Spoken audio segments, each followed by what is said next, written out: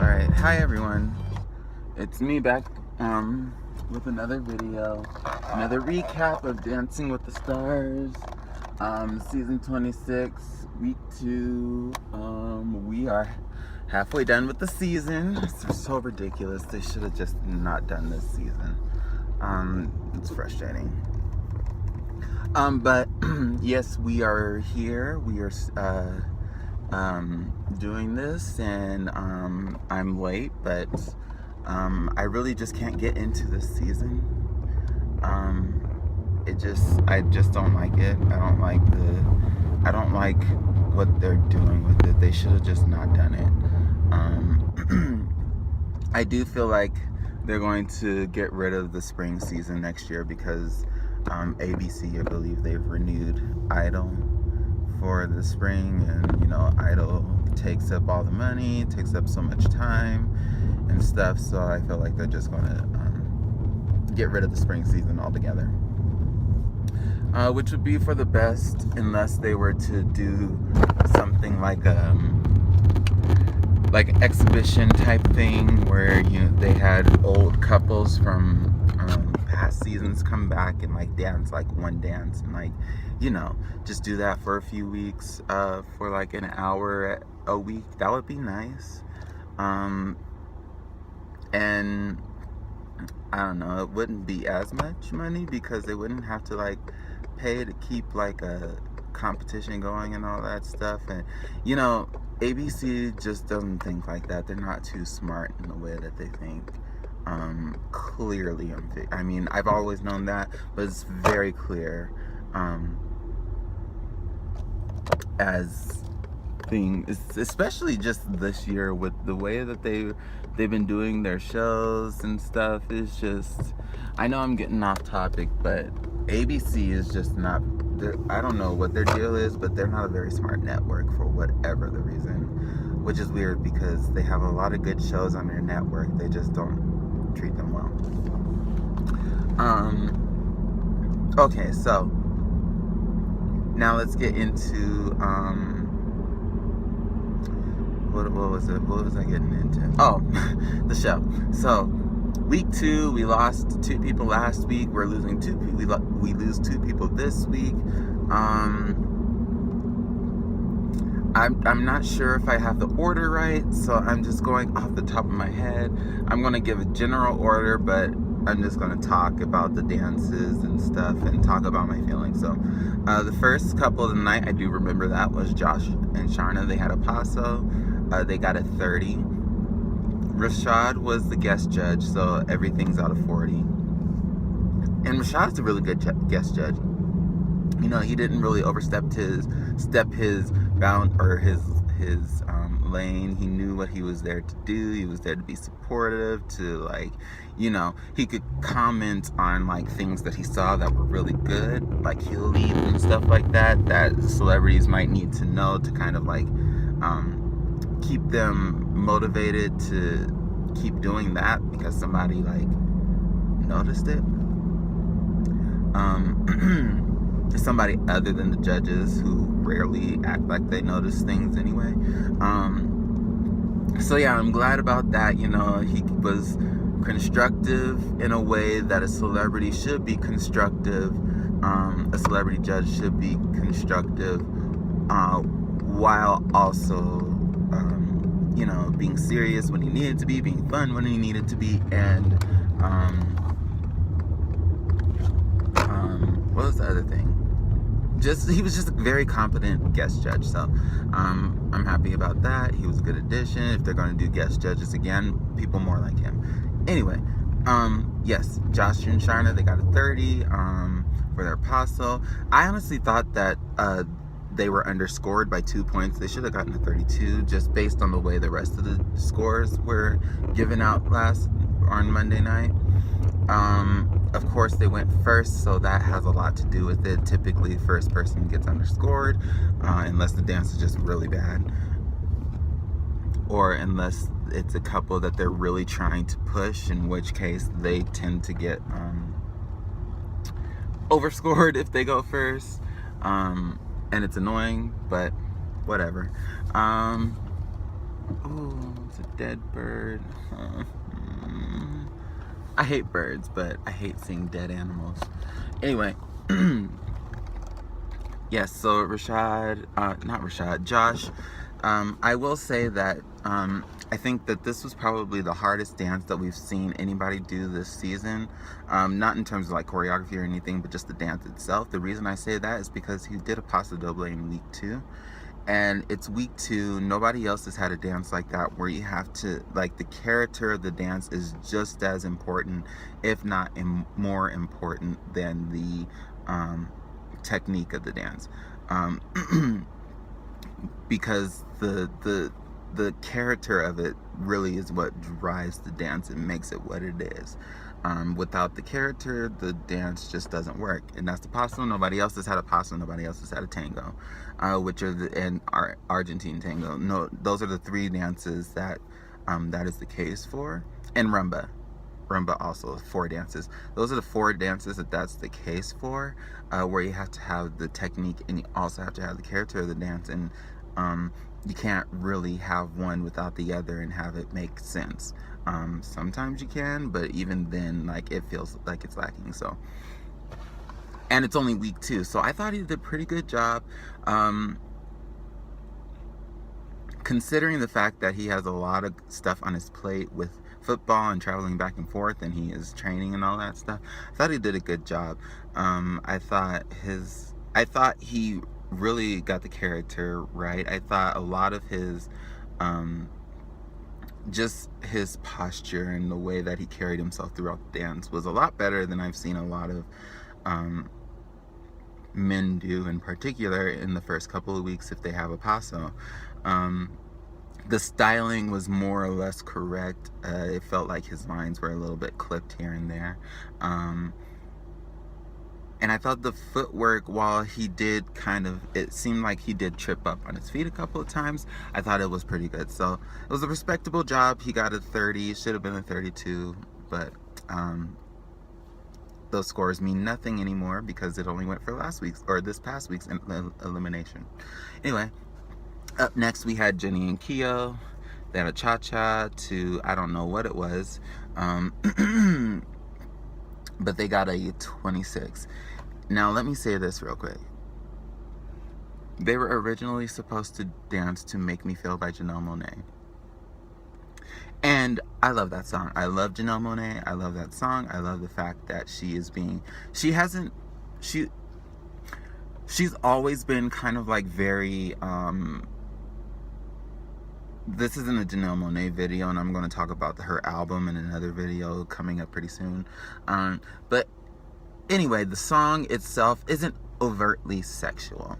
The song is really a song that has like it's like most other songs, you know. It's just like you make me feel like this and all this stuff, and it's your typical song. And she doesn't really talk about either a man or a woman in the song, right? She's just talking about the way the person makes her feel. Now she does say person, or doesn't use like a he or she within the song, him, her, all that stuff. She says that's just the way you make me feel. You make me. She's not talking to a specific like anyone. She is just giving, right? So Jenny had this huge meltdown about this song. She's like, oh my gosh, I cannot dance to this song. I'm having an issue with it. I just can't dance to it. I can't dance to it. Oh my gosh, I can't do this. Oh my gosh. And I'm just sitting here like, what is the big deal? It's just a song. You know, it's not the end of the world. It's not like it's not like this song defines you. It's a song that you're dancing to on a TV show. So I'm sitting there, and then they got the song changed. And it wasn't Keo that got the song changed. She called and had them change the song. Like, are you serious? Like, I didn't even know celebrities could do that. So that was odd to me, that they could just straight up change the song. And the pro comes in and is just like, yeah, I changed the song. Anyway, so she changed the song, comes out. And I'm sitting there thinking, like, please don't let this be for the reason I think it is. Please do not let this be. Because, again, I told you that the song is not overtly sexual. She's not talking about one particular person. She's saying you, but she's not talking about a him or a her. She's saying you. But in the video, it's very much like a type of bisexual, pansexual, where it's like him or her type of thing. More bisexual, because pansexual is kind of just like, it doesn't matter who or what you identify as, you just are attracted to the person. With bisexual, it's more you're attracted to two or more genders. And so that's more anyway, you get my point, right?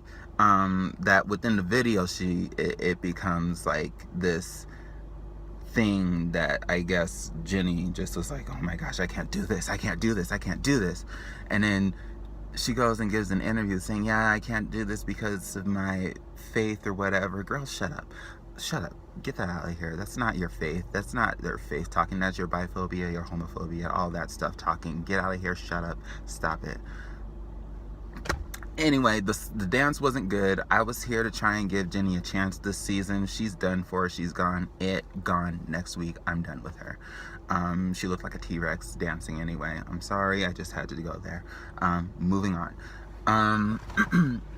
Up next, we had Kareem and I almost said Celine. Whoo! Kareem and Lindsay, they had a salsa, was it? Yeah, it was a salsa. And they got a 26 also, which I was actually very happy for them for. It was their last dance of the season. They were one of the two couples that were kicked off, which makes me sad because I would have liked for them to stay just one more week, which is another reason why I hated this season, because couples like them who probably would have stayed a lot longer in a typical season, and the other couple who left, who may have been able to stay a little bit longer, they just don't get the chance to shine that they deserved. So yeah, I thought this salsa was genius. I thought Lindsay being on Haley's shoulders and dancing with her, Haley's dancing with no idea where she's at, no idea kind of where Kareem is at, because her face is covered by the dress or the skirt.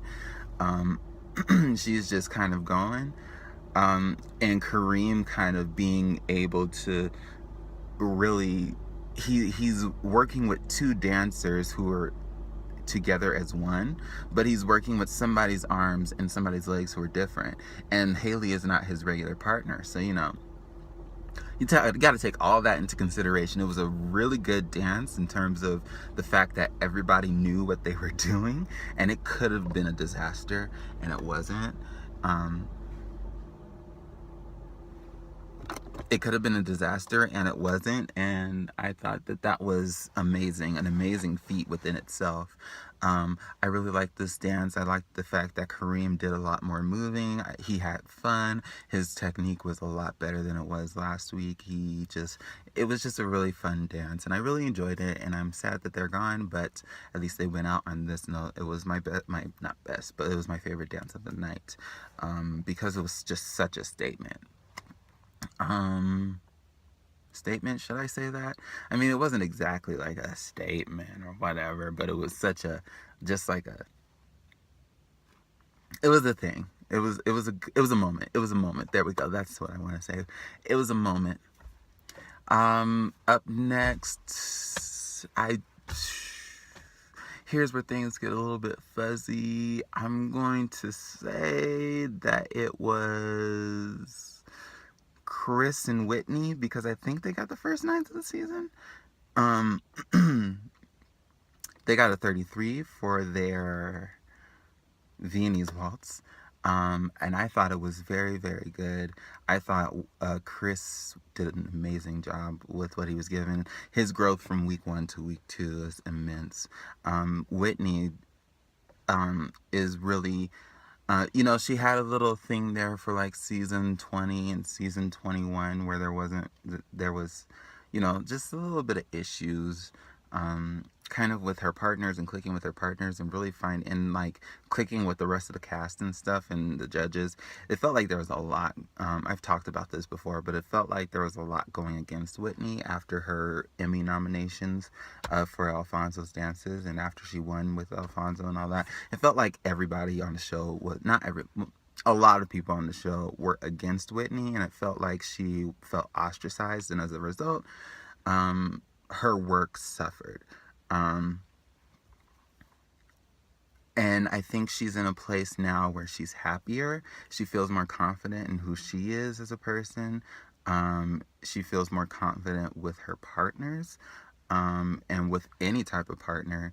And she's able to really just show who she is and what she has to offer the show. And she has a lot to offer the show. I kind of had seen this when she had started. And in like season 19, it was like, oh my gosh, like she has all this to work with.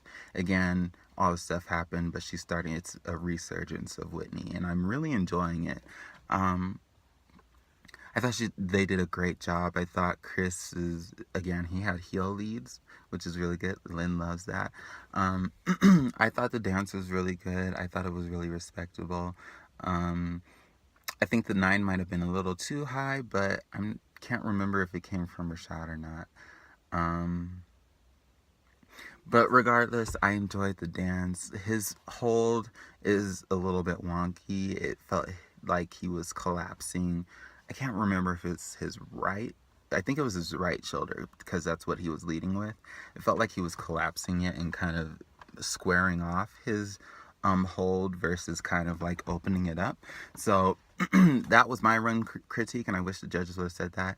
And then I think there was Lynn said something about the swing and the sway or whatever it is. I'm sure Whitney will get all that figured out by this week. But yeah, it was good. He's another one that I really, really wish could have been on a longer season, because he's somebody that needs the time to grow and turn into a really, really, really good dancer, because he just showed this week that he has what it takes to be really good. It just won't be fully realized. He'll start making it to that point, but he won't get there with only 4 weeks or 7 weeks, because they have like 3 weeks or something like that before. I think up next was, I don't know who was up next and all that stuff. So I'm just going to kind of try and figure it out. I think Mariah and Alan had a Viennese, no, they had a Foxtrot. They got a 37. Yes, they got a 37. They got the first 10 of the season. I thought this dance was gorgeous. I see a lot of people talking about Mariah's personality, and I do feel like it's a bit grating.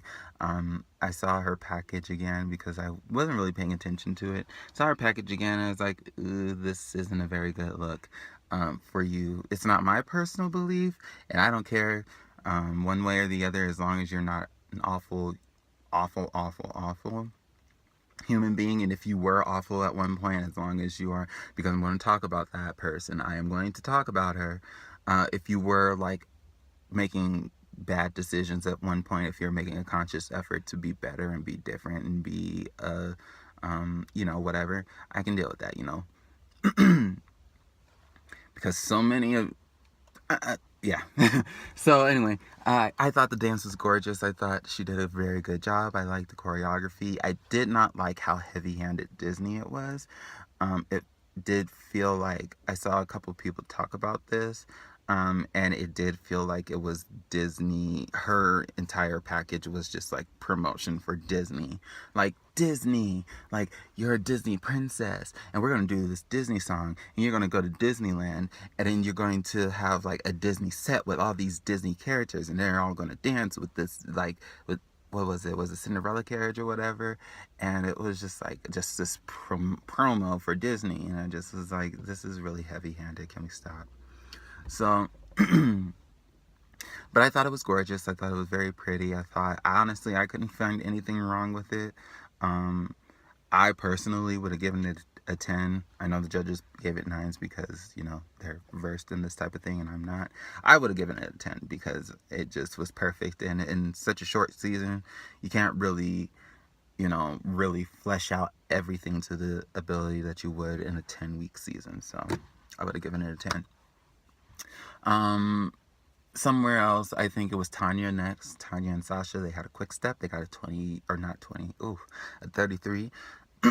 Tanya is a very good dancer.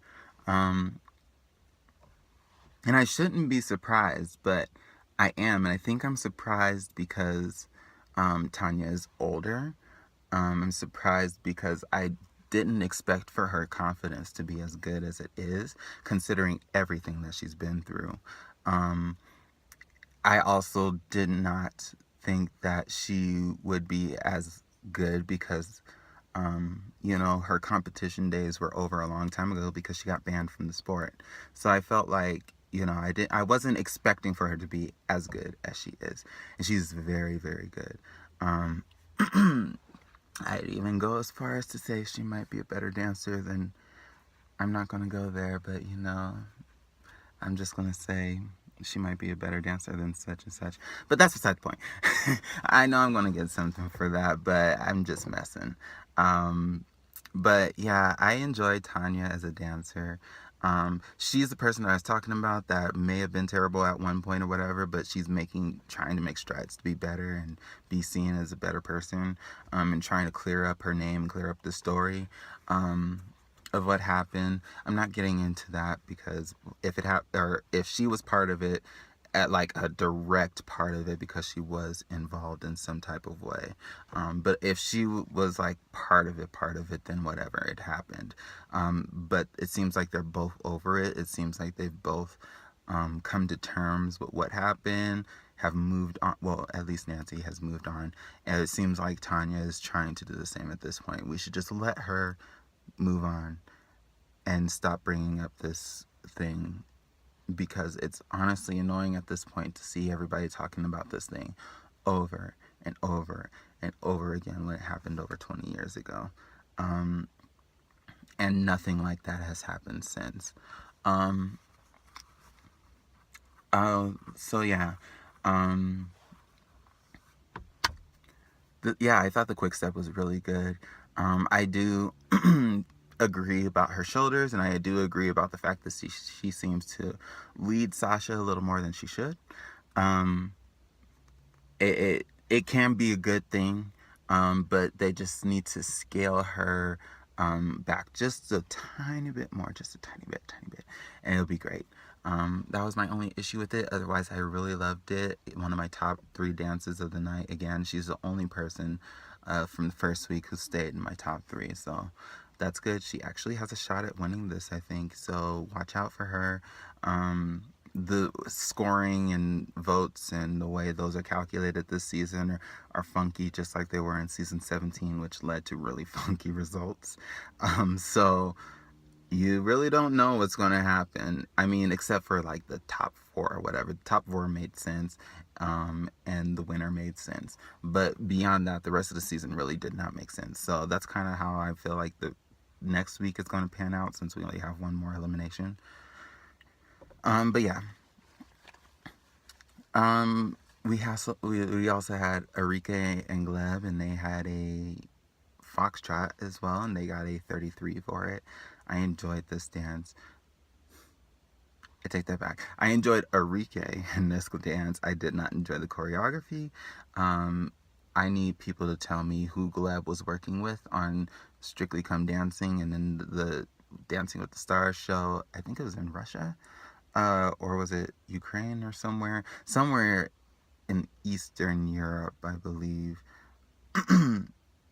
He was on a Dancing with the Stars type show, and people were telling me how amazing he was, and I saw the dances and they looked pretty good, but they're not like that over here. So who was he working with, and can we get him to work with them again? Because I mean, I've gotten to a point where it's just like, he's not like this. What he was doing over there is not what he's doing over here, and I've given him 3 seasons to get it together, and he just has not gotten it together. So whoever was helping him over there needs to come and help him over here, because it's ridiculous at this point. With Enrique, I loved it. I thought she was gorgeous. I liked First of all, her dress was beautiful. That purple looked amazing on her. Lavender purple type deal. Um, she's another person that I wish had a longer season, because I think she could have really grown as a dancer and really blossomed and turned into just such a great dancer. I also hate the fact that the NCAA played such a role in her. NCAA rules played a role in her elimination, because she wasn't able to, do press and all that stuff, or wasn't able to do it at the way that the other dancers and competitors were able to. So that's sad, because I also we saw more of her personality this week, and I really enjoyed it. So yeah, it's just sad. She just seems like a really cool girl that you just could just sit back and just talk with, you know. And it's just like I don't feel like that about everyone. So for me to feel like that about a person, where I just feel like I can just sit back and talk to you and just have a good time. Yeah. Um. So yeah, they got a 33, but whatever, it doesn't matter. Um, and then last in the individual round was Adam and Jenna. I have two more dances to do, the group dances, team dances. They had a quick step. They got a 37. I don't think this dance deserved 10. It was good, but I would have given it a 9, a 36. The reason for that is because the upper part of his body, from like the waist up, was amazing.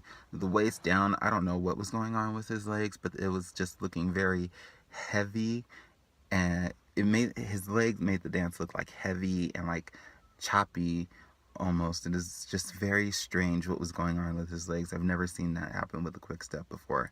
I'm surprised nobody mentioned it, because it was very odd. Whatever it was odd.